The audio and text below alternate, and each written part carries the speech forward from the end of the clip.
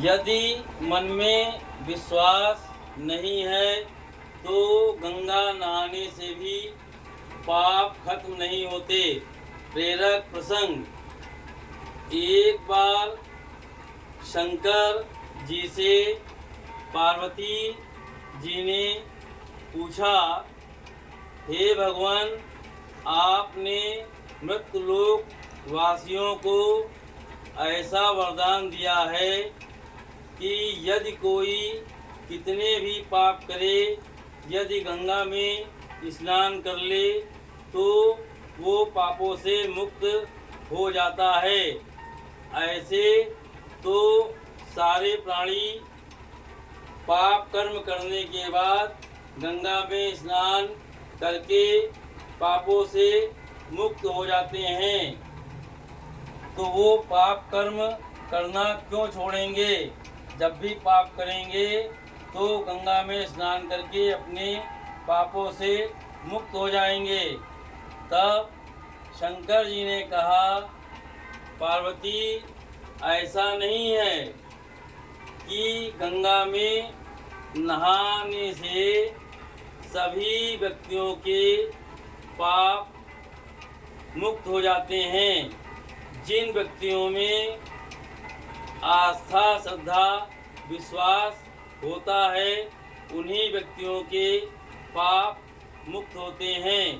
यदि मन में छल कपट का आवरण चढ़ा है तो वो कभी भी पापों से मुक्त नहीं हो सकते, चाहे जितने बार भी वो गंगा स्नान करें। पार्वती जी बोली, भगवान, ऐसा कैसे? शंकर जी ने कहा, ठीक है, मैं अभी तुमको इसका उदाहरण दिखलाता हूँ। गंगा नदी के पास में शिव जी ने, जहाँ से लोग गंगा स्नान को जा रहे थे और वापस आ रहे थे, उस बीच में एक दलदल बना दिया और एक वृद्ध का रूप धारण करके उसमें बैठ गए और जोर जोर से चिल्लाने लगे, मुझको इस दलदल से निकालो। लेकिन मुझको इस दलदल से वही निकाल सकता है जिसने कोई पाप न किया हो। वो व्यक्ति ही मुझे केवल छुए। शंकर जी वृद्ध मनुष्य के रूप में जिधर से लोग गंगा स्नान करके आ रहे थे उधर ही ज़्यादातर कह करके बोल रहे थे। लोग आते गंगा स्नान करके और चले जाते, लेकिन कोई भी उनको निकालने की कोशिश नहीं करता। वो धीरे धीरे धंसते जा रहे थे। बार बार शंकर जी का कहना कि जिसने पाप ना किया हो, जो पापों से मुक्त हो, मुझे निकाले, मैं मर रहा हूँ। तभी एक नौजवान जो गंगा स्नान करने जा रहा था, उसने ये दृश्य देखा। वो तत्काल रुक गया और दलदल की तरफ बढ़ा। तो उसके साथियों ने रोका कि तुम ऐसा क्या कर रहे हो? अभी तो तुमने गंगा जी का स्नान भी नहीं किया है, तुम पापों से मुक्त भी नहीं हुए हो। और बाकी जो गंगा स्नान करके आ रहे हैं वो तो कोई हाथ भी नहीं लगा रहा है, तब तुम कैसे हाथ लगा सकते हो? उसने कहा, मैं पाप पुण्य के चक्कर में नहीं पड़ता, मेरे को जो होना होगा होगा।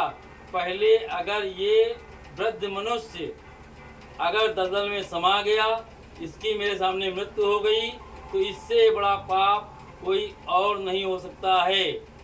तत्काल उस मनुष्य ने सीधे दलदल के पास जाकर के कहा, हे वृद्धमानो, आप अपना हाथ मेरी तरफ बढ़ाएं, मैं आपको दलदल से निकालता हूँ। तब वृद्ध रूपी शंकर जी ने कहा कि बेटा, मुझे तभी छूना यदि तुमने कोई पाप ना किया हो। क्या तुम गंगा जी नहा करके आ रहे हो?